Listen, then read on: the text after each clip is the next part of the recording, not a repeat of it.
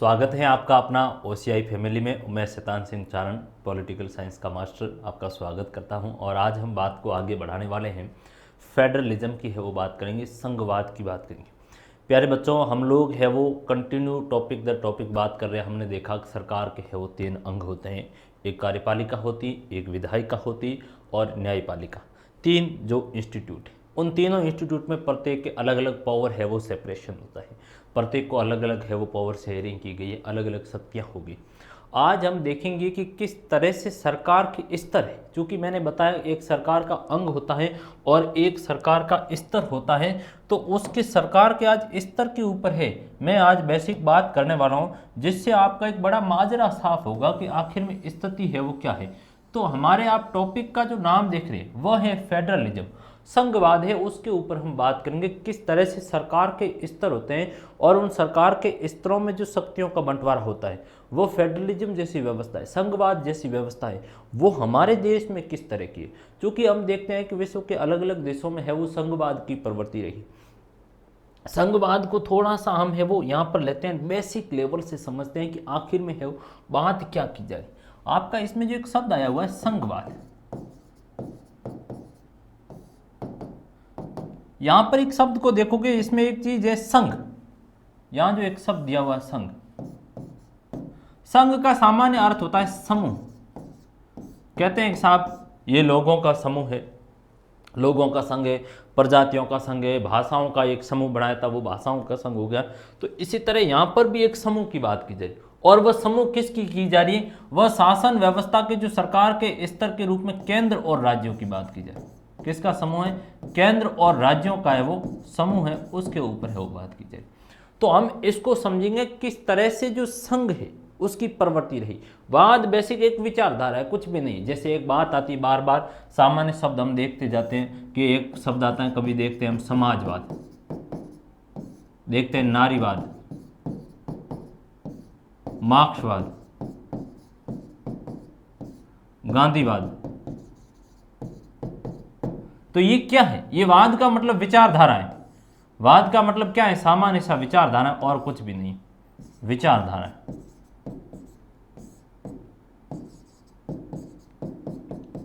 आ जाइए पुनः यहां पर क्या शब्द है, एक संघ है और दूसरा वाद है। तो हमने इस शब्द को पकड़ा था कि संघ यानी समूह, वाद यानी एक तरह से विचारधारा। कैसे केंद्र और राज्यों के साथ में लेकर एक चलने की है वह विचारधाराएं, किस तरह से केंद्र और राज्य दोनों मिलकर है वो शासन करेंगे। जैसे आप और हम केंद्र के रूप में यहां से काम कर रहे हैं, आप सभी लोग माना कि स्टेट के रूप में। तो आप और हम दोनों किस तरह से है वो साथ में चलेंगे, आपके और हमारे बीच में किस तरह से पावर है वो ट्रांसफर होंगे, शक्तियां हैं वो किस तरह से विभाजित होंगी, तो वह बेसिक एक संघवाद है वो कहलाता है। तो इसको हम थोड़ा सा परिभाषित करते हैं, बात क्या है। तो आप कहेंगे कि साहब संघवाद एक व्यवस्था है। इसको परिभाषा में आप ऐसे लिखोगे, संघवाद एक व्यवस्था है। कैसी व्यवस्था है ये, संस्थागत व्यवस्था है। कैसी व्यवस्था है, संस्थागत। शब्द को पकड़िए, आपकी ओर से है वो परिभाषा निकलवा के मैं आपको बताऊंगा। क्या कह रहे हैं कि संघवाद एक व्यवस्था है जो कैसी है, संस्थागत है। संस्थागत मतलब इंस्टीट्यूशनल है। जैसे एक विद्यालय संस्था है, एक जो अन्य कोई स्कूल संस्था कॉलेज वो एक इंस्टीट्यूट के रूप में काम कर रहा है। तो मैंने आपको बताया भी था बार बार कि सरकार भी क्या है, सरकार भी तो संस्था है। मैंने बताया था कि सरकार क्या है, संस्था है। मैंने फिर आपको यह बताया कि सरकार के 2 स्तर होते हैं। कितने स्तर होते हैं, 2। एक स्तर केंद्र का, दूसरा राज्य या क्षेत्रीय स्तर। तो ये 2 स्तर है। तो हम यहां संघवाद में आएंगे कि ये एक व्यवस्था है जो कैसी है, संस्थागत। संस्थागत कौन है, सरकार है। तो संघवाद एक व्यवस्था है, संस्थागत व्यवस्था, जिसमें क्या होता है, जिसमें शक्तियों का बंटवारा होता है केंद्र और राज्य के बीच। केंद्र और राज्य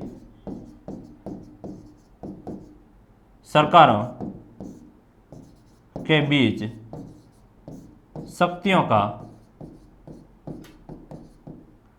विभाजन बहुत ही सामान्य परिभाषा है। इससे सामान्य इससे है वो आपको जो बिल्कुल सरल परिभाषा नहीं मिलेगी।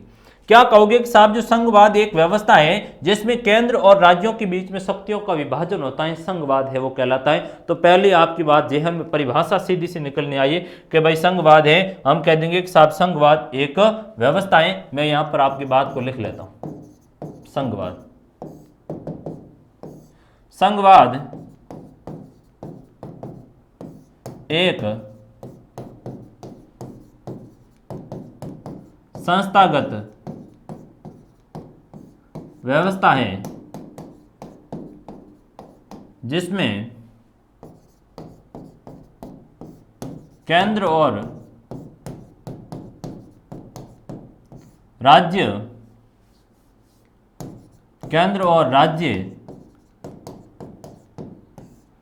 सरकारों में शक्तियों का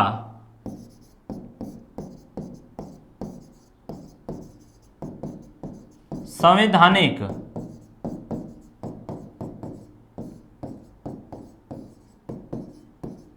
विभाजन होता है। कैसा विभाजन होता है? कॉन्स्टिट्यूशनल होता है। कैसा होता है? कॉन्स्टिट्यूशनल विभाजन है तो वह आपका क्या कहलाया जाएगा? एक संघवाद है वो कहलाया जाएगा। तो कॉन्स्टिट्यूशनल विभाजन है किसके बीच में? केंद्र और राज्य के बीच में। किसके बीच में? केंद्र और राज्य के बीच में। कैसी है? ये एक संस्थागत व्यवस्था है। कैसी है? ये एक संस्थागत, एक इंस्टीट्यूशनल है, वो सिस्टम के रूप में काम करता है संघवाद। जैसे आओ हम उदाहरण लेते हैं, उदाहरण भारत का। जैसे उदाहरण है वो भारत का। कैसे? ये एक शब्द है, क्या है इसका नाम? संस्था। तो संस्था है तो कौन है? संस्था है वो सरकार है। कौन सी सरकार है? भारत सरकार और अलग अलग राज्यों की सरकारें।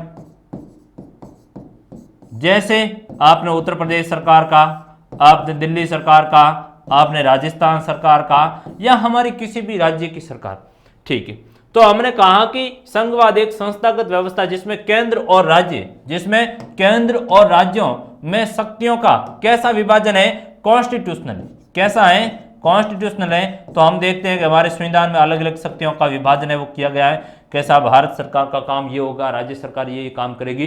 तो ये बेसिक एक व्यवस्था है वो हमारे कॉन्स्टिट्यूशन में अपनाई गई है जो संघवाद की व्यवस्था कहलाती है। हम देखेंगे कि विश्व के देशों में है वो, अधिकतर देशों में है वो संघवाद को अपनाया गया, संघीय व्यवस्था अपनाई गई। आप चाहे देखोगे कि जहां अमेरिका में सर्वप्रथम है वो संघीय व्यवस्था अपनाई गई है। सर्वप्रथम अमेरिका में है वो संघीय व्यवस्था को अपनाने का काम है वो किया गया। तकरीबन 1782 में ये काम हुआ। चूंकि अमेरिका 1776 में आजाद है वो हो गई। हम फिर देखते हैं कि ऑस्ट्रेलिया में है वो संघवाद को अपनाया गया। हम देखते हैं कि जर्मनी में है वो संघवाद को अपनाया गया, और हमारा जो कनाडा में है वो संघवाद अपनाया गया। अब एक सवाल आपका छोटा यहां से भी है कि साहब भारत का जो संघवाद है वो किस देश से प्रेरित है? तो कनाडा का जो संविधान है, कनाडा का जो कॉन्स्टिट्यूशनल है, जो कनाडा का जो फेडरलिज्म है उससे प्रेरित होकर के हमारा संघवाद है वो काम करता है। तो हम कनाडा के संघ से है वो प्रेरित होकर काम कर रहे हैं। पुनः है वो बात को है वो थोड़ा सा बैक जाएंगे। अब बात हम करेंगे किस तरह से है वो संघवाद की एक प्रवृत्ति अलग अलग देशों में है वो उभरी। तो चैप्टर की शुरुआत में कुछ सवालों को है बोलेंगे। इस अध्याय में आप भारत के राजनीतिक मानचित्र को है वो देखेंगे। भारत के राजनीतिक मानचित्र को मैं बताऊंगा कि किस तरह से इंडिया का जो मैप है उस मैप में आप देखिए, ये मैप, इसमें एक स्थिति बताई गई है 1947 की है, और एक ये स्थिति है वो बताई गई है 1947 के बाद की स्थिति, 1947 के बाद की, यानी किस तरह से है वो देश का एकीकरण है वो किया। यानी आज का है वो हमारा भारत आप देख लीजिए। 1947 की स्थिति आप देखेंगे 47 और 47 से पूर्व की स्थिति है, 47 और उससे पूर्व। इस तरफ का आप भूभाग देख रहे हैं, ये पाकिस्तान है। कौन है? पाक है, हमारा पड़ोसी राष्ट्र है। ठीक, ये पड़ोसी राष्ट्र आज़ादी 1947 के समय जब आज़ादी के साथ विभाजन तब बना, लेकिन उससे पहले ये पाकिस्तान भी है वो हमारा एक हिस्सा था। इस तरफ आप देख रहे हैं कश्मीर को देख रहे हैं, ये पंजाब का क्षेत्र है, और जो राजस्थान का हमारा क्षेत्र है वो राजपूताना है वो उस समय कहा जाता था। ये जो आप भाग देख रहे हैं ये, बल्कि आप देखोगे कि ये जो भाग है आपका ये बॉम्बे प्रांत था। क्या था? बॉम्बे प्रांत था।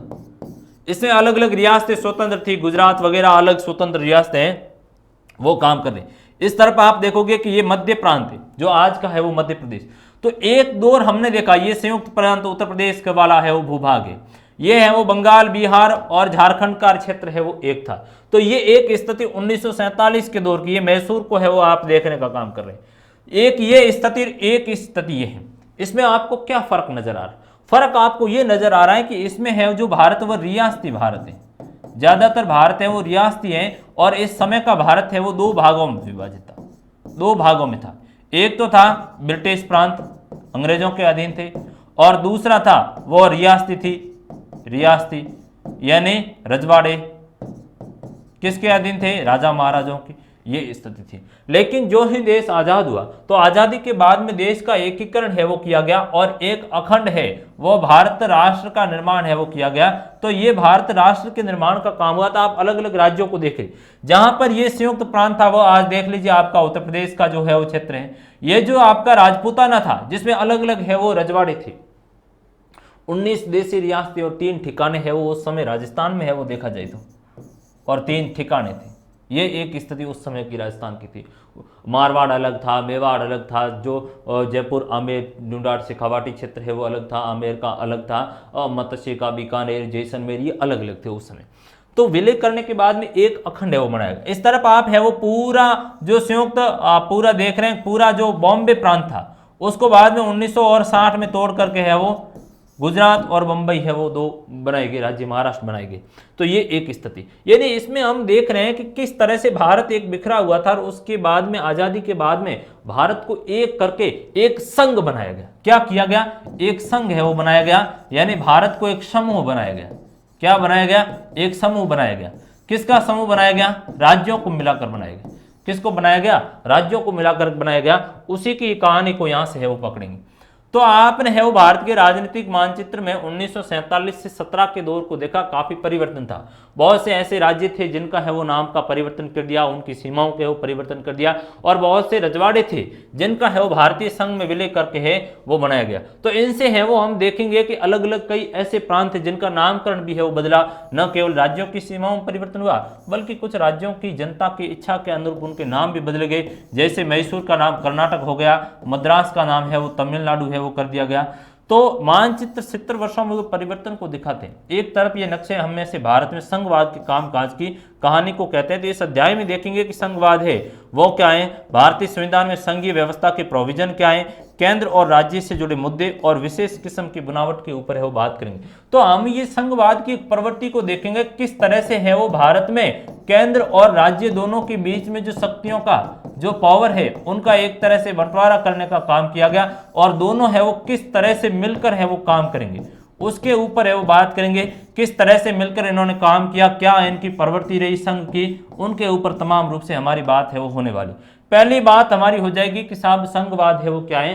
तो मैंने बताया कि संघवाद एक है वो व्यवस्था है, एक संस्थागत प्रणाली है जिसमें केंद्र और राज्य दोनों मिलकर है वो काम करते हैं, और दोनों के बीच में है वो शक्तियों का समान रूप से विभाजन होता है। संघवाद है वो कहलाता है। हमारे चैप्टर में बताया गया कि यदि हम देखते हैं तो विश्व की एक बहुत बड़ी शक्ति थी, और विश्व की एक बहुत बड़ी शक्ति जिसका नाम सोवियत संघ है। नाम क्या है? सोवियत संघ। और सोवियत संघ में एक संघ है, ये बनाया तो संघ है। इस तरफ जो आप सब देख रहे हैं वो क्या है? एक संघ बनाया था। बहुत से इसमें देशों का है वो समूह थे, बहुत से देशों राज्यों का है वो समूह थे। अलग अलग है वो भाषाई सांस्कृतिक राज्यों का, उज्बेकिस्तान का, ताजिकिस्तान का, कजाकिस्तान का, इनका है वो सभी का एक समूह बनाया गया था सोवियत संघ। सोवियत संघ को यदि देखोगे तो सोवियत संघ लंबे समय तक एक हमारे 12th में एक टॉपिक आता है शीत युद्ध का दौर। क्या नाम है? शीत युद्ध का दौर। शीत युद्ध का दौर बेसिक 1945 से शुरू होता है, 1991 तक चलता है।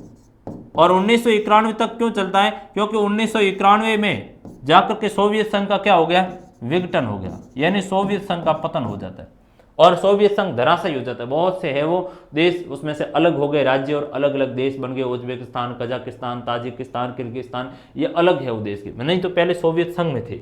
इसमें है वो सारे के सारे विघटन होकर अलग गए। तो ये जो सोवियत संघ था लंबे समय तक एक संघ रहा, लेकिन 1989 में सोवियत संघ के जो विघटन का दौर है वो शुरू हुआ। और इस समय सोवियत संघ में है वो ज्यादा से ज्यादा यदि शक्तियां देखा जाए तो शक्तियों का क्या हुआ? एक तरह से ज्यादा यानी केंद्रीकरण हो रहा है। शक्तियां क्या हो रही है? केंद्रीकरण। और केंद्रीकरण होकर के शक्तियां कहां जा रही है? केंद्रीकरण होकर के शक्तियां सारी की सारी रूस के पास में जा रही। ऐसी स्थिति में जो दूसरे राज्य थे, दूसरे राज्य जैसे उज्बेकिस्तान, ताजिकिस्तान, किर्गिस्तान, ये सभी ये एक तरह से गौण हो रही, इनकी शक्तियां कम हो रही है, रूस की शक्तियां है वो ज्यादातर है वो बढ़ती जा रही, रूस की शक्तियां बढ़ोतरी हो रही। फलत क्या हो रहा है? केंद्रीकरण हो रहा है। एक शब्द होता है केंद्रीकरण और एक शब्द होता है विकेंद्रीकरण। विकेंद्रीकरण, केंद्रीकरण का मतलब यह हुआ कि आपके पास से सारी शक्तियां हैं वो लेकर मैं ले रहा हूं और एक ही व्यक्ति में शक्तियां केंद्रित होना, केंद्रीकरण कहलाता है। विकेंद्रीकरण का मतलब यह हुआ कि मेरे पास में जो शक्तियां हैं उन शक्तियों का बंटवारा कर रहा हूं। आपको भी है वो शक्तियां जी रही कि आप भी है वो बेधराम से इनका प्रयोग कीजिए, आप भी खुले तौर से है वो अच्छी तरह से आप है वो काम इसको कीजिए, आपको ज्यादा है वो पावर दिया जाए, ज्यादा है वो राइट दिया जाए। तो ये एक प्रवृत्ति चली। तो यहां पर है वो रसिया ने क्या किया कि शक्तियां हैं वो ज्यादातर केंद्रीकरण करना शुरू कर दिया। सोवियत संघ का बड़ा है वो देश के रूप में, उस समय रूस था, संघ में है वो बड़ी पावर के रूप में, और रूस ने ज्यादातर शक्तियों का केंद्रीकरण किया। ज्यादातर शक्तियों का केंद्रीकरण किया तो ऐसी स्थिति में ये लोग है वो अलग हो गए और इनकी साझा जो संस्कृति है, मूल्य, रीति रिवाज वो भी रूस से भिन्न से। तो ये लोग आगे जाकर के अलग हुआ और जो सोवियत संघ था, ये सोवियत संघ एक तरह से वो जाकर के विघटन होने का काम हुआ, यानी एक संघवाद जिसमें ज्यादा से ज्यादा केंद्रीकरण बढ़ा, फलस्वरूप संघ है वो जाकर ध्वस्त हो गया। तब एक बात महसूस की गई कि संघ यदि बनाना है तो हमें संघ में शक्तियों का समान रूप से बंटवारा करना पड़ेगा। केंद्र और राज्य दो इकाइयों में यदि हमने समान रूप से बंटवारा नहीं किया तो संघ है वो कभी भी नहीं चल सकता। तो संघ के लिए ये जरूरी है, संघ के लिए जरूरी है कि केंद्र और राज्य दोनों में आप शक्तियों का क्या करो, समान रूप से हो बंटवारा करो। केंद्र और राज्य दोनों में क्या करो, समान रूप से शक्तियों का बंटवारा करो।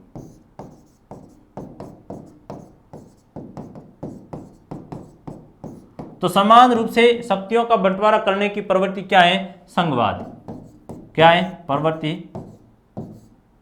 संघवाद। बस ये भी आपकी परिभाषा है। क्या सीखे? परिभाषा सीखे। परिभाषा पूछी जाती और ये परिभाषा यहां से लेकर आपके 11th से शुरू हुई, वैसे तो 9th क्लास से शुरू हुई, 9th से लेकर आगे जीवन के जितने भी दौर तक जाओगी कभी भी पीछा नहीं छोड़ेगी, कोई 20 श्रेणी की परीक्षा होगी।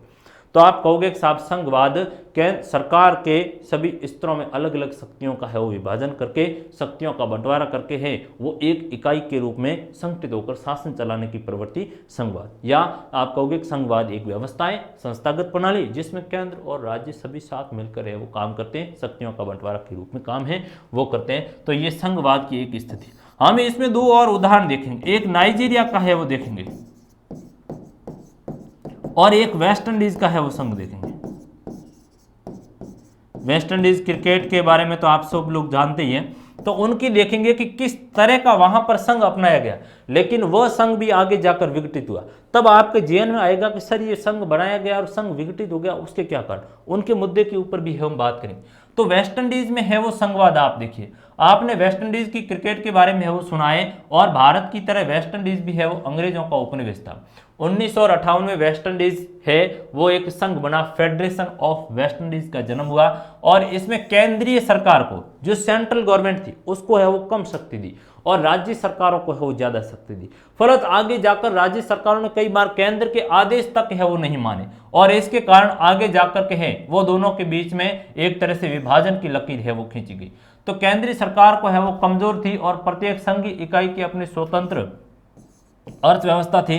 इसकी वजह से अन्य संघीय इकाइयों में राजनीतिक प्रतिस्पर्धा है के कारण 1962 में संघ को भंग कर दिया गया, और बाद में 1963 में चिगु आरामस की संधि के द्वारा इन स्वतंत्र प्रायद्वीप ने एक साझी संसद, सर्वोच्च न्यायालय, मुद्रा और कैरिबियन समुदाय नामक एक साझा बाजार को भी है संयुक्त संस्थाओं का निर्माण किया, और कैरिबियन समुदाय की एक साझा कार्यपालिका भी है वो बनाई, एक साझा कॉमन एग्जीक्यूटिव बनाई, और सदस्य देशों की सरकारों के प्रधान उस कार्यपालिका के सदस्य हैं। इस प्रकार वहां की इकाई न तो एक संघीय देश के रूप में है वो रह सकी और न ही वे अलग अलग देश के रूप में है वो बढ़ पाई।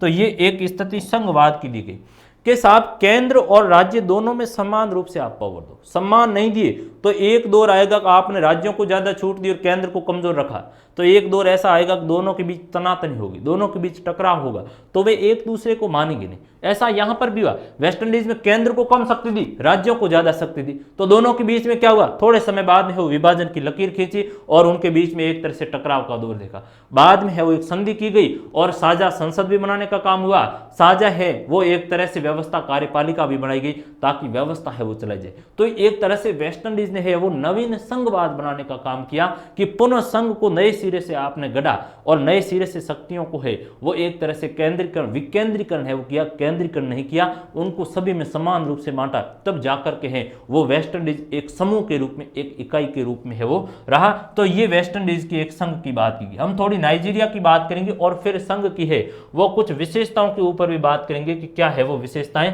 संघ की रही। तो ये एक बेसिक स्थिति, कोई भी है वो संघ होगा, आप कोई भी संघ होगा तो वो संघ होगा तो उसमें क्या होगा, उसमें ये होगा कि एक संस्थागत प्रणाली है, मैंने ये तो एक बात कर ली, संस्थागत व्यवस्था है, और संस्थागत व्यवस्था होगी तो क्या होगा, शक्तियों का बंटवारा होगा। किसमें होगा, एक केंद्र सरकार होती है और दूसरी होती है वो क्षेत्रीय रीजनल राज्य सरकार होती है, इन दोनों के बीच में एक तरह से शक्तियों का है वो बंटवारा होगा।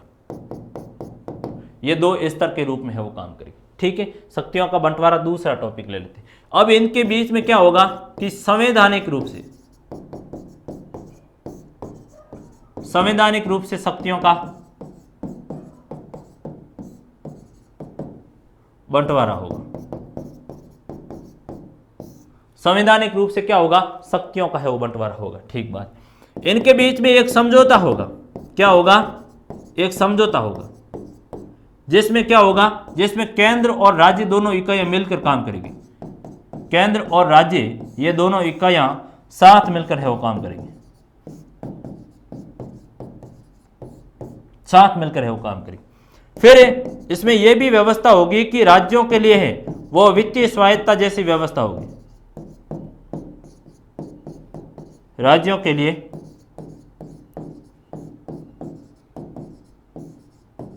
स्वायत्तता, राज्य के लिए है वो स्वायत्तता की व्यवस्था होगी, पर्टिकुलर है वो स्वायत्त रूप से उनको फंडिंग कर टैक्स लगाने का उनको छूट है वो मिलेगी। तो ये बेसिक व्यवस्था है वो किस में होगी, एक संघ की व्यवस्था में होगी, एक फेडरलिज्म में है वो जाकर व्यवस्था होगी, तो वह संघवाद की बेसिक प्रवृत्ति होगी। एक नाइजीरिया का है वो उदाहरण दिया गया, हम देखेंगे कि नाइजीरिया में है वो एक तरह से नाइजीरिया भी है वो एक, यदि किसी देश के विभिन्न क्षेत्रों समुदायों में विश्वास नहीं है तो वहां संघीय व्यवस्था असफल होती है, यानी दोनों के बीच में यदि विश्वास नहीं। नाइजीरिया में भी ऐसा ही घटनाक्रम हुआ कि नाइजीरिया है वो 3 भागों में बंटा हुआ था और वहां पर है वो आगे जाकर एक सैनिक शासन लागू करने का काम हुआ, हर शक्तियां है वो ले ली गई, तो वहां जाकर संघ को है वो भंग करने का काम हुआ। तो एक बात महसूस की गई कि जब तक सभी इकाइयों में विश्वास कायम नहीं हो पाता तो है वो संघ। यहां पर आप देखेंगे केंद्र और राज्यों में शक्तियां विभाजन की, अब केंद्र को विश्वास नहीं है कि साहब राज्यों को ज्यादा पावर दिया तो राज्य हमारे विरुद्ध खड़े हो जाएंगे, तो ये केंद्र राज्यों को पावर देगा नहीं, तो एक अविश्वास का वातावरण खड़ा हुआ, तो क्या साथ रह पाएंगे, नहीं चल पाएंगे। तो यही बात यहां पर भी आई है कि यदि किसी देश के विभिन्न क्षेत्र और समुदाय एक दूसरे पर विश्वास नहीं करते हैं तो संघीय व्यवस्था को एकता लाने में असफल होगी। नाइजीरिया के उदाहरण से देखा जाए तो 1914 तक उत्तरी नाइजीरिया और दक्षिणी नाइजीरिया ये ब्रिटेन के 2 उपनिवेश रहे। 1950 में इबादान संवैधानिक सम्मेलन में नाइजीरिया के नेताओं ने एक कॉन्स्टिट्यूशनल है वो संघ बनाने की बात है वो की, और नाइजीरिया की 3 बड़ी जाति, चूंकि जाति समूह आप देखोगे एरुबा, इबो और है वो हौसा फुलानी, एक तो एरुबा जाति है वहां की, दूसरी इबो है और फिर है हौसा फुलानी, हौसा फुलानी, एरुबा, इबो और हौसा फुलानी। थोड़ा नाम जटिल है लेकिन कोशिश करना याद रहे तो, नहीं तो इतना लोड लेने की बात है वो नहीं है। इनके नियंत्रण में क्रमशः देश के 3 भाग थे, जैसे क्षेत्र पश्चिम का भाग एरुबा के पास में था, पूर्व है वो इबो थे, इबो कहां है पूर्व, और उत्तर में है वो हौसा थे। इन क्षेत्रों पर इनका नियंत्रण था, इनके द्वारा अनेक क्षेत्रों में अपना प्रभाव बढ़ाने के प्रयास से भय और संघर्ष का माहौल हो गया। इससे वहां एक सैनिक शासन की स्थापना हुई और 1960 के संविधान में केंद्र और प्रांतीय सरकारें संयुक्त रूप से है वो नाइजीरिया की पुलिस नियंत्रण है वो करती थी। लेकिन 1979 में है वो सैनिक संविधान के अंतर्गत किसी भी राज्य की सिविल पुलिस रखने का अधिकार है वो नहीं था। हालांकि 1999 में है वो नाइजीरिया में पुनः डेमोक्रेसी बहाल हुई, लेकिन धार्मिक विभेद आज भी है वो नाइजीरिया में ज़्यादा बन पे हुए। नाइजीरिया में ज़्यादातर समय है वो तानाशाही रही, डेमोक्रेसी सफल है वो नहीं हो पाई।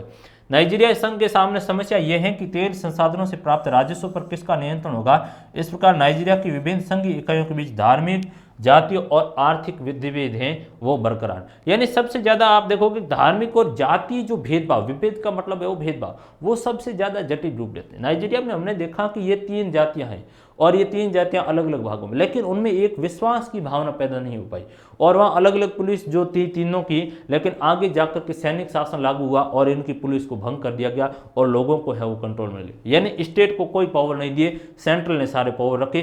फलत विद्रोह की है वो बार बार स्थिति रही। गृह युद्ध से भी नाइजीरिया बहुत ज़्यादा जूझा। डेमोक्रेसी वहाँ सफल है वो एक तरह से नहीं हो पाई, ये अफ्रीकन कंट्री। तो एक बात महसूस की कि जब तक आप पावर सेपरेट नहीं करोगे, जब तक केंद्र और राज्यों के बीच में शक्तियां आप नहीं बांटोगे, आपको मैंने कुछ पावर नहीं दिया, केवल मैं ही सारे पावर लेके बैठा हूं, तो आप मेरे साथ कभी नहीं चल पाओगे। इसलिए संघवाद में यही होता है कि आपको संघ है, समूह बनाकर साथ में चलना है तो लोगों को भागीदारी देनी पड़ेगी।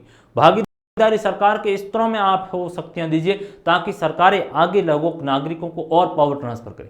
केंद्र ने राज्यों को छूट दी, राज्य आगे स्थानीय सरकार को है वो छूट देने का काम करेंगे। लोकल बॉडीज है वो धरातल के ऊपर काम करेगी, वहां डायरेक्ट है वो लोग पार्टिसिपेट करेंगे। तो ऐसा होगा तो एक तरह से है वो लोगों की भागीदारी होगी, पार्टिसिपेट है वो ज्यादा से ज्यादा हो, तो संघ है वो मजबूत होगा। बात को है वो हम आगे है वो बढ़ेंगे। अब हम भारतीय संविधान में है वो संघवाद की बात करें।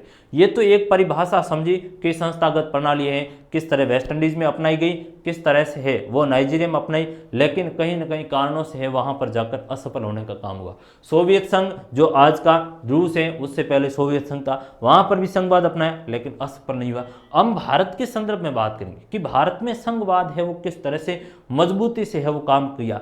हम भारत को यदि आप देखोगे तो भारतीय संविधान का आर्टिकल 1 है, उसमें कहा गया है कि भारत अर्थात इंडिया है वो राज्यों का क्या होगा, संघ होगा और यूनियन होगा। ये बड़ी बात निकल कर आई, इसी बात को है वो आप कोट करोगे।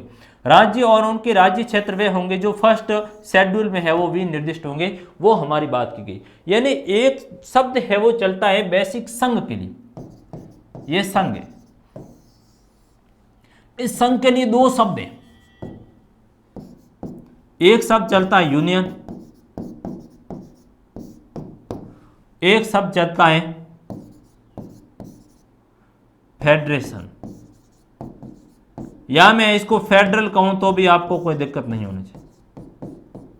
क्या? Federal, FEDERAL, federal. ये क्या है? यूनियन। ये बेसिक संघ के लिए 2 शब्दावली यूज की जाती, एक यूनियन एक फेडरल। हमारे संविधान में देखोगे तो ये यूनियन शब्द है।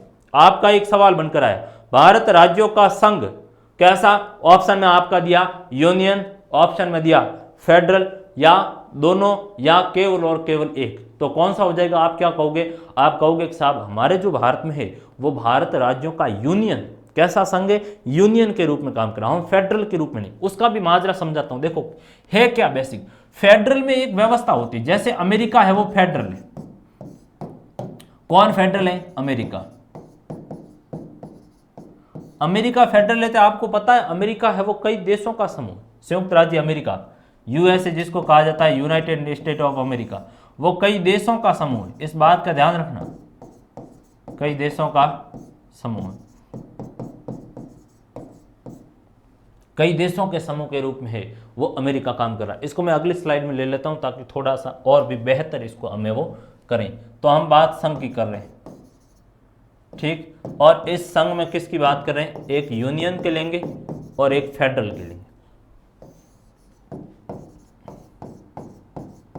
यूएसए का हमने उदाहरण है वो देखा। अब आप अमेरिका में जाइए। फेडरल में एक व्यवस्था होती है, फेडरल में एक व्यवस्था होती है कि केंद्र और राज्य के बीच में एक एग्रीमेंट होगा, आप और मेरे बीच में एक समझौता है। समझौता क्या है? समझौता यह है कि मैं आपको अच्छा पढ़ाऊंगा तो ही आप है वो आगे काम करेंगे, मेरी क्लास को शेयर करें। एक तो हमने ये एग्रीमेंट किया, एक है वो डॉक्यूमेंट लाई, और उस डॉक्यूमेंट के ऊपर है वो हमने क्या किया, साइन है वो किए, आपने और हमने है वो एक लीगली उसके ऊपर हस्तक्षेप किए, हमारा एक कॉन्ट्रैक्ट बन गया, हमारा एक संविदा पत्र बन गया, हमने एक एग्रीमेंट कर लिया कि हमारा साथ है वो सर देंगे, तो हम उनके साथ में बिल्कुल है वो कंधे से कंधा मिलाकर काम करेंगे। बेसिक यही व्यवस्था यहाँ पर भी है। तो अमेरिका में है वो देखा जाए तो केंद्र और राज्य, केंद्र और राज्य, केंद्र और राज्य, इन दोनों के बीच में क्या है, एक समझौता है। क्या है,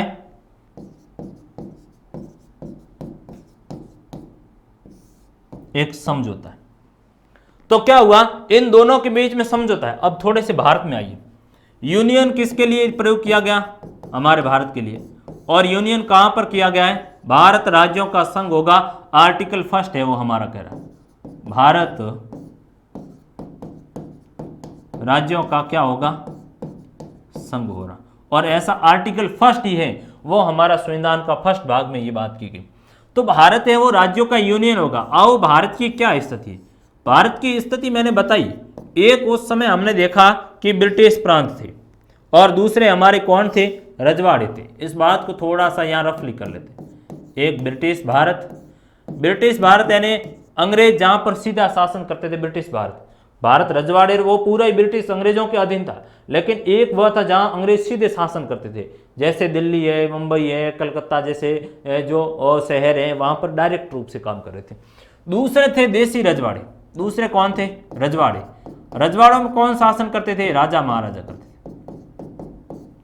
राजा महाराजा है वो शासन करते थे। तो एक ये स्थिति। अब भारत में आओ, भारत में एक तो हमने इकाई बनाई केंद्र, कौन है, केंद्र भारत सरकार, और दूसरा कौन है, राज्य। तो भारत में यदि यूनियन इसलिए अपनाया गया कि केंद्र और राज्य दोनों एक हैं और राज्य केंद्र में आकर मिले। राज्य है वो कहां है, राज्य स्वयं आए और केंद्र में मिले कि सर हम है वो पढ़ना चाहते हैं और हम आपके साथ में पढ़ेंगे। आपने मुझसे कहा कि सर हम आपके साथ में चलेंगे, आपके ऑनलाइन स्कूल इंडिया के है वो साथ में रहकर हम पढ़ाई करेंगे। तो इसका मतलब ये हुआ कि मैंने है वो आपसे समझौता नहीं किया, बल्कि आप स्वयं पहल करके आए मेरे साथ और कहा कि सर आप हमारा साथ दीजिए, हम दोनों है वो साथ में मिलकर है वो काम करेंगे, देश के विकास का काम करेंगे। यहां पर भी यही स्थिति आई कि केंद्र राज्य है वो केंद्र में आकर मिले, राज्य केंद्र में आकर मिले और इनके बीच में कोई समझौता नहीं है, बल्कि क्या है, विलय है। क्या है, विलय है। यहां पर क्या है, यहां समझौता है, यहां विलय नहीं है। यही बड़ा फर्क है। यहां हमारा आप यहां है वो ऑनलाइन स्कूल इंडिया में आकर विलय हुए, लेकिन यहां पर है वो विलय नहीं हुए, आपने एग्रीमेंट किया। और जब आपका जो केंद्र और राज्य जहां पर दोनों के हक बाधित हुए तो आप समझौता तोड़ दोगे, लेकिन यहां पर आप समझौता नहीं तोड़ सकते क्योंकि हम आप है वो यहां आकर विलय हुए। तो भारत है वो राज्यों का संघ इसलिए कि राज्य केंद्र में आकर है वो एक तरह से हुआ।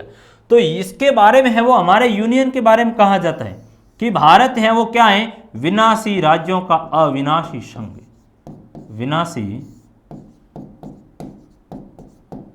राज्यों का अविनाशी संघ। क्या मतलब हुआ भाई इसका, बताओ तो थोड़ा जल्दी से कमेंट में है वो, थोड़े कमेंट बॉक्स में बात करो जल्दी से, आपने क्या क्या समझ रहे हो। शब्द क्या आया, उस शब्द को है वो आप देखिए। शब्द कुछ इस तरह से बात कर रहे हैं कि भारत है वो क्या है, विनाशी है वो राज्यों का संघ है, विनाशी राज्यों का अविनाशी संघ। विनाशी राज्यों का मतलब ये हुआ कि राज्यों का विनाश हो सकता है, राज्यों का विनाश हो सकता है। हमने देखा कि बॉम्बे प्रांत था, बॉम्बे प्रांत, बॉम्बे प्रांत को क्या किया, टुकड़ा में तोड़ा, दो भाग बनाए, एक गुजरात बना दिया हमने, दूसरा महाराष्ट्र बना दिया। क्या बात समझ के आई, क्या मतलब हुआ टुकड़ा में तोड़ने, मतलब ये हुआ आप कहोगे कि सर हमारे यहां पर राज्यों का विनाश हो सकता है, मतलब राज्य को है सीमा में परिवर्तन किया जा सकता है, राज्य के नामकरण में बदलाव किया जा सकता है, राज्य की है वो पहचान को बदला जा सकता है, जैसे कि ये के बॉम्बे प्रांत था, क्या किया, इसको दो भागों में तोड़ा, एक गुजरात गुजराती भाषी, महाराष्ट्र मराठी भाषी, दो भागों में बांट दिया गया, यानी राज्यों का है वो हमने विभाजन कर दिया, ठीक है। लेकिन क्या केंद्र का विभाजन हो सकता है? नहीं हो सकता, क्योंकि विलय हो गए तो विनाशी राज्यों का अविनाशी संघ है, केंद्र का कभी भी विनाश नहीं होगा, राज्यों का विनाश हो सकता है। इसलिए हमारे है वो कॉन्स्टिट्यूशन में राज्य विलय आई, तब बात आई कि भारत राज्यों का है वो संघ है, हमारे राज्यों के साथ में कोई एग्रीमेंट नहीं है, बल्कि केंद्र को भी है वो संविधान शक्तियां समान रूप से दे रहा है, और यहाँ राज्यों को भी है वो संविधान समान रूप से शक्तियां दे रहा है। इसलिए हमारे संविधान में है वो यूनियन शब्दावली को है वो संघ के लिए अपनाई गई। लेकिन पुनः आप यूएसए में जाइए, केंद्र और राज्य दोनों के बीच में एग्रीमेंट है, जब केंद्र ने राज्यों को है वो दबाने का काम किया तो वे अलग हो जाएंगे।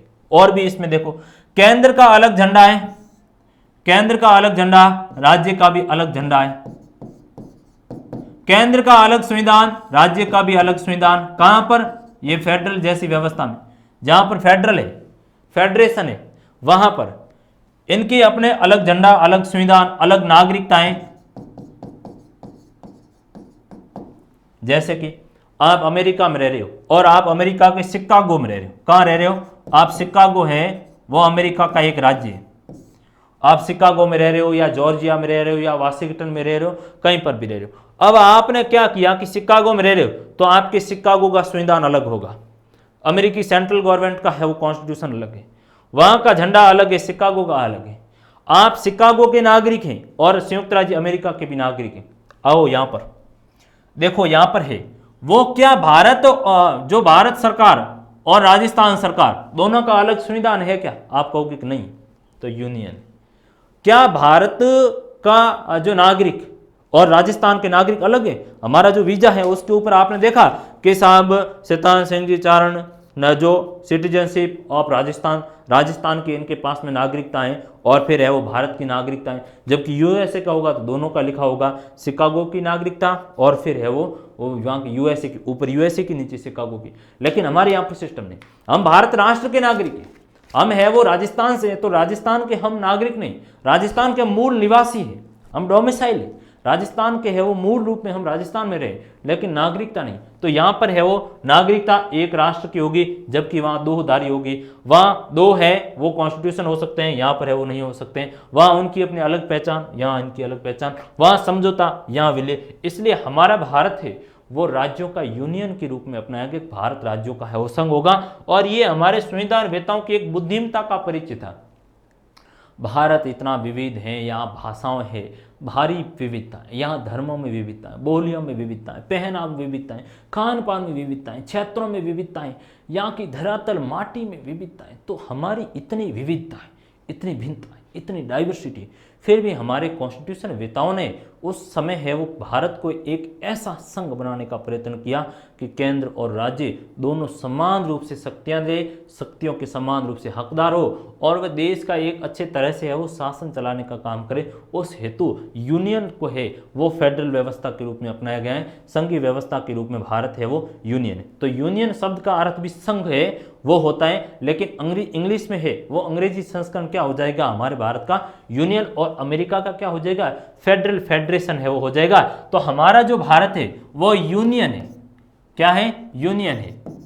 तो भारतीय संघीय व्यवस्था है वो संघवाद में भारत कैसा है? यूनियन है।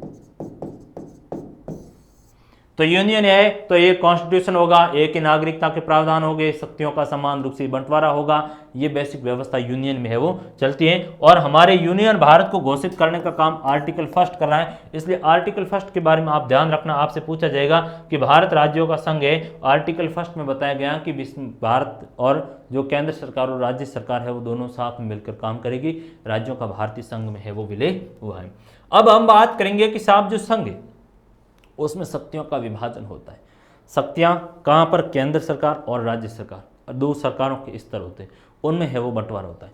तो हमारे कॉन्स्टिट्यूशन में भी है वो व्यवस्था की गई और कहा कि सरकार के स्तरों में शक्तियों का विभाजन करना चाहिए। सरकार के स्तरों में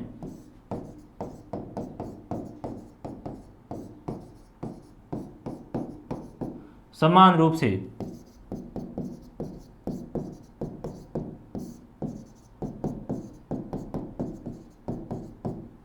शक्तियों का बंटवारा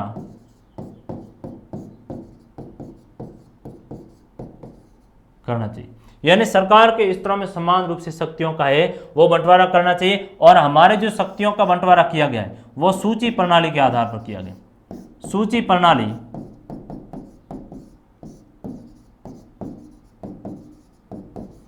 क्योंकि एक संघ की विशेषता भी यही होती है, संघवाद की सबसे बड़ी विशेषता यह होती है कि शक्तियों का बंटवारा आवश्यक है। एक कोई संघ है और उसमें शक्तियों का बंटवारा नहीं है और उसमें शक्तियां ज्यादा से ज्यादा विकेंद्रीकरण है, ज्यादा से ज्यादा शक्तियां केंद्र के पास में है और राज्यों के पास में शक्तियां कुछ नहीं, केंद्रीकरण है और विकेंद्रीकरण नहीं है, तो ऐसी स्थिति में वो संघ आगे जाकर फ्लॉप हो जाएगा। वह संघ लंबी यात्रा है वो नहीं कर सकता। हमने अलग अलग देशों के है वो संघ की, सोवियत संघ इसलिए धराशायी होगा, शक्तियां एक ने ज्यादा कर ली, नाइजीरिया इसलिए फ्लॉप हो गया, वेस्ट इंडीज इसलिए फ्लॉप हो गया। तब एक बात महसूस की गई कि संघ है तो संघ के लिए शक्तियों का विभाजन होना चाहिए और सरकार के स्तरों में समान रूप से, और हमारे संविधान में है ये जो शक्ति विभाजन है वो भारत के संविधान की बात करें, भारतीय संघवाद में, तो आप ये इस बात को समझोगे, कहोगे कि साहब भारतीय संघवाद में शक्तियों का विभाजन सूची प्रणाली के आधार पर है वो बनाया गया है। यानी सूची एक लिस्ट है वो सिस्टम बनाया गया है जिसमें है वो 3 सूची, एक संघ सूची बनाएंगे, एक राज्य सूची बनाएंगे, एक समवर्ती, उनमें बातें हैं वो लिखी गई, उनमें विषय बताए गए, इनके ऊपर है वो शक्ति बनाने का अधिकार है वो होगा। तो सरकार के स्तर में समान रूप से और सूची प्रणाली के आधार पर इस हेतु है वह मुख्यतः आप देखोगे कि 3 और गौण रूप में 4 है वो सूचियां, मुख्य रूप में कितनी है 3। कौन सी? संघ सूची। संघ सूची के ऊपर कानून कौन बनाएगी? भारत सरकार बनाएगी। कौन बनाएगी? भारत सरकार बनाएगी। संघ सूची में कितने विषय दिए हुए हैं भाई? 97 दिए हुए। कितने दिए हुए हैं? 97। दूसरी जो सूची है वो हमारी कौन सी है? राज्य सूची। कौन सी है? राज्य सूची। और राज्य सूची के ऊपर है वो कानून कौन बनाएगी? स्टेट गवर्नमेंट है वो बनाएगी, स्टेट गवर्नमेंट बनाएगी। जैसे राजस्थान सरकार है वो राज्य सूची पर, उत्तर प्रदेश, सभी अलग अलग राज्य हैं वो बनाएंगे। और इसमें तकरीबन है वो 66 के आसपास विषय है वो दिए गए। तीसरी जो हमारी सूची आती है वो समवर्ती सूची आती है, समवर्ती। और इस पर कानून कौन बनाएगा? इसमें केंद्र और राज्य दोनों बनाएंगे। कौन बनाएंगे? केंद्र और राज्य दोनों मिलकर बनाएंगे। केंद्र और राज्य, आप नोट साथ में बनाते रहना, केंद्र और राज्य दोनों ही मिलकर है वो बनाएंगे। कितने विषय दिए हुए हैं? आप कहोगे कि साहब 47 विषय दिए हुए, ये परीक्षा में पूछे जाते हैं, ये फैक्ट है। 97, 66, 47। अब थोड़ा बहुत बदला हुआ है लेकिन इनको ध्यान रखना। चौथी जो सूची है वो अवशिष्ट सूची है। कौन सी है? अवशिष्ट। और अवशिष्ट सूची पर कौन का शक्तियां किसके पास में रहेगी? केंद्र सरकार के पास में। किसके पास में रहेगी? केंद्र सरकार के पास में है वो अवशिष्ट शक्तियां हैं वो रहेगी। तो ये केंद्र की एक स्थिति निकल कर आई, एक संघ की बात की, एक है वो राज्य सूची की बात की। समवर्ती और अवशिष्ट। अवशिष्ट के ऊपर कानून बनाने का अधिकार किसको? केंद्र को। अवशिष्ट में जैसे साइबर क्राइम है, साइबर क्राइम वगैरह, यह अवशिष्ट है। और समवर्ती सूची में कितने विषय? मैंने 47 बताए, यहां पर है वो आपको 66 बताए, यहां पर है वो मैंने 97 बताए। इसके ऊपर कानून बनाने का किसको है? भारत सरकार को। इसके ऊपर किसको है? राज्य सरकार को, राज्य सूची पर। इसके ऊपर किसको है? दोनों को, केंद्र और राज्य दोनों ही, सेंट्रल और स्टेट दोनों ही। अब आप एक बात सोचिए, हमारे संविधान ने शक्तियों का विभाजन तो किया, किसको? संघ और राज्य में अलग अलग, लेकिन ज्यादातर शक्तियां किसको दी गई हैं? भारत सरकार के पास में। इसके ऊपर भारत सरकार बना रही है, यहां पर भी है वो भारत सरकार बना रही है, यहां पर भी भारत सरकार बना रही है, और यहां पर भी है वो कभी ऐसी स्थिति आती है तो भी भारत सरकार बनाने का काम कर रही है। तो ये हमारे संघ में अलग अलग कामों का है वो बंटवारा कर दिया गया है ताकि उनके ऊपर है वो एक तरह से टकराव नहीं हो। जैसे रक्षा का, प्रतिरक्षा है, विदेश है, बैंकिंग है, बीमा है, इनके बारे में है वो संघ सरकार को है वो दिया गया। राज्य सरकार को है वो, और पुलिस के ऊपर है वो अधिकार दिया गया है, कर के ऊपर है, जेल के रूप में है, कृषि सिंचाई जैसी व्यवस्थाओं के ऊपर स्टेट को है वो दिया गया। शिक्षा जैसे विषय हैं वो इसमें दिए गए हैं, उत्तराधिकार, गोद लेने की ये बात इसमें, और साइबर क्राइम है वो इसमें बात दी गई। तो ये सूची प्रणाली आप इस तरफ है वो सूची देख रहे, तो ये 3 सूचियां, 4 सूची दी गई। मुख्य रूप में कितनी सूचियां हैं? 3 है, और गौण रूप में 4 है। ये किसको बता रही है? ये संघ की प्रवृत्ति को बता रही। केंद्र और राज्यों में शक्तियों का बंटवारा है, और हमारे यहाँ पर भी शक्तियों का बंटवारा किया गया है। 97, 66, 47 कौन से हैं? जैसे देश की रक्षा का मामला, परमाणु ऊर्जा का है कोई मसला है तो किसके पास में रहेगा पावर? परमाणु ऊर्जा का मसला किसके पास में? भारत सरकार के पास में रहेगा। और आप विदेशी मामले हैं, विदेशी यानी देशों के साथ में, अलग अलग देशों के साथ में संधि, संगठन, समझौते है वो करने का काम वो भी भारत सरकार ही करेगी, ठीक बात है। युद्ध और शांति का किसी के साथ में है वो, युद्ध यदि होता है तो ऐसी स्थिति में नेतृत्व भारत है, भारत सरकार करेगी, संघ सरकार करेगी। शांति समझौता है वो भी भारत सरकार का काम है। बैंकिंग है, बीमा है, रेलवे है, बैंकिंग, बीमा, रेलवे, डाक, तार, वायुसेना, फिर है वो बंदरगाह, विदेशी व्यापार, इन विषयों पर सिर्फ और सिर्फ केंद्रीय विधायिका कानून बनाएगी। केंद्रीय विधायिका का मतलब क्या हुआ? संसद कानून बनाएगी, और उसमें है वो हमने देखा एक कौन है? एक लोकसभा है, एक राज्यसभा है। लोकसभा है तो भारत सरकार जो सरकार का बहुमत कहां पर होगा? लोकसभा में होगी। तो ऐसी स्थिति में इनके ऊपर कानून है वो केंद्र सरकार बनाएगी। दूसरा आता है आप कृषि है, पुलिस है, जेल खाना, स्थानीय बॉडी, सार्वजनिक भूमि, शराब, वाणिज्य, व्यापार, पशुपालन और प्रादेशिक लोक सेवा। यहां पर है वो संघ लोक सेवा, संघ लोक सेवा यानी यूपीएससी। आप लोग जो आईएएस बनोगे सारी की सारी वो यूपीएससी वगैरह ये संघ सूची का विषय। इसके ऊपर जो भी आपके ऊपर कायदे कानून लागू वो भारत सरकार बनाएगी। राज्य के जो जैसे आरएएस, आरपीएस वगैरह ये जो सेवाएं उनके ऊपर राज्य सरकार है, राजस्थान सरकार बनाएगी। यहाँ पर आप देख रहे हैं समवर्ती सूची, शिक्षा, कृषि भूमि है, फिर है वो कृषि भूमि से अतिरिक्त अन्य संपदा, वन है, मजदूर है, सामान में मिलावट है, गोद लेना, ये समवर्ती सूची का है वो विषय माना जाए। आप इनको है इसी संरचना डायग्राम में बनाना और लिख लेना कि कितने कितने है वो दिए हुए हैं। फिर है वो इसमें बात समवर्ती में केंद्र और राज्य दोनों मिलकर है वो बनाएंगे, और अवशिष्ट है ये शक्तियां आप देखोगे केवल और केवल केंद्रीय विधायिका को, जिसमें साइबर कानून जैसे मसले आते हैं तो उसमें सेंट्रल गवर्नमेंट है वो बनाने का काम करेगी। अब एक जो बिंदु आया है हमारा सशक्त केंद्रीय सरकार और संघवाद, यानी बात काफी इसमें विरोधाभास की बात निकल कर आई। ये कह रहा है कि एक मजबूत केंद्र सरकार होनी चाहिए, मजबूत केंद्रीय सरकार और संघवाद। हमारे जो संविधान सभा में बहुत से ऐसे सदस्य थे, टीटी कृष्णामाचारी थे, और उन्होंने बात कही थी कि भारत है वो बहुत विविधताओं वाला देश है।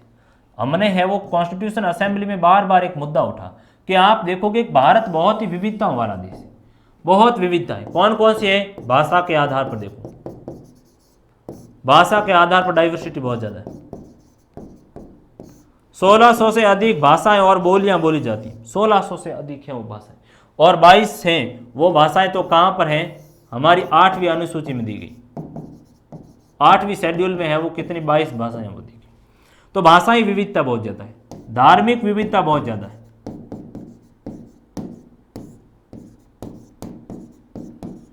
विश्व में जितने धर्म हैं उन सभी धर्मों के हमारे यहाँ पर रहते हैं। सभी सबसे बड़ा हिंदू धर्म है, इस्लाम धर्म है हमारे यहाँ पर। हमारे यहाँ पर ईसाई धर्म के लोग हैं वो रहते हैं, गोवा, केरला वगैरह ईसाई धर्म के हैं। हमारे यहाँ पर सिख धर्म के लोग रहते हैं, हमारे यहाँ पर पारसी धर्म के हैं, हमारे यहाँ पर बौद्ध धर्म के हैं, हमारे यहाँ पर जैन धर्म के हैं। सभी धर्म के हैं वो लोग हमारे भारत में है वो रहने का काम कर रहे हैं। तो एक बात यह है कि साहब धार्मिक विविधता है वो बहुत ज़्यादा है। हमारे यहाँ पर आप देखोगे कि जाति विविधता बहुत ज़्यादा है, जाति विविधता, अलग अलग जातियाँ, कोई क्षत्रिय है, कोई ब्राह्मण है, कोई वैश्य है या अन्य कोई जातियाँ हैं। उन जातियों में बहुत सी जातियाँ जो उच्च अमीर है, बहुत सी जातियाँ गरीब हैं। तो ये विविधता बहुत ही ज़्यादा है। ऊंच और नीच की स्थिति और भी खतरनाक है। तो ये जो डाइवर्सिटी है, ऊंच है और ऊंच निम्न या नीच का जो भेदभाव, अछूत है, कुछ ऐसे लोग हैं जिनको अछूत समझा जाता है, तो ये स्थिति हमारी सोसाइटी में है। क्षेत्रवाद है वो हमारी सोसाइटी में बहुत ही गंभीर समस्या रही। अलग अलग क्षेत्रीय विविधता, जम्मू कश्मीर पहाड़ी है, पहाड़ी के साथ में किस तरह से बर्फीला क्षेत्र हैं, तो वही आप केरल की किस तरह से समुद्री तटीय क्षेत्र गर्मीली, किस तरह से राजस्थान थार का मरुस्थल है, किस तरह से है वो, और पूर्वोत्तर के स्टेट हैं, मध्य भारत हैं। तो ये जो क्षेत्र हैं, अलग अलग क्षेत्र है, उनकी अपनी ज्योग्राफिकल अलग अलग सिचुएशन है। तो ये भी है वो हमारे देश में एक बड़ा मसला रहा। इसलिए हमारे संविधान सभा में बहुत से ऐसे सदस्य थे, उन्होंने बार बार एक मांग उठाई जिसमें टीटी कृष्णामाचारी का नाम है, और उन्होंने कहा कि साहब हमें क्या करना पड़ेगा, कृष्णामाचारी,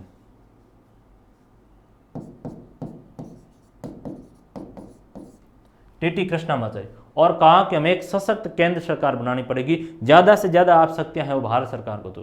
क्यों? क्योंकि इस समय है वो भारत अलग अलग टुकड़ों में विभाजित था, और 500 से अधिक है वो देसी रजवाड़ी थे। कितने थे? 500 से अधिक है वो रजवाड़ी थे, 500 से अधिक देसी रजवाड़ी थी। तकरीबन है वो 562 के आसपास, कहीं पर है वो 12th में 565 भी है। तो 562 565 के आसपास देसी रजवाड़े, इतने राजा महाराजा हो। तो ये बहुत ज़्यादा विविधता थी। इसलिए है वो उस समय बात की कि ज़्यादा शक्तियाँ हैं वो भारत सरकार को दो और कम शक्तियाँ राज्य सरकारों को दो, ताकि है कि भारत सरकार मजबूती से है वो देश का नेतृत्व करे और देश को एक है वो बनाकर रखने का काम करे। इससे देश और भी है वो मजबूती से जाकर काम करेगा। तब हमारे संविधान में एक बात आई कि साहब केंद्र सरकार को मजबूती से बनाया जाए, जिससे भारत का संघ है वो मजबूती से काम करेगा, और ज़्यादा से ज़्यादा पावर है आप केंद्र सरकार को देने का काम करोगे, ताकि मजबूती से है वो भारत सरकार काम करेगी। उस हेतु प्रावधान भी है वो किए गए। आप देखोगे कि उसमें नागरिकता का प्रावधान किया गया,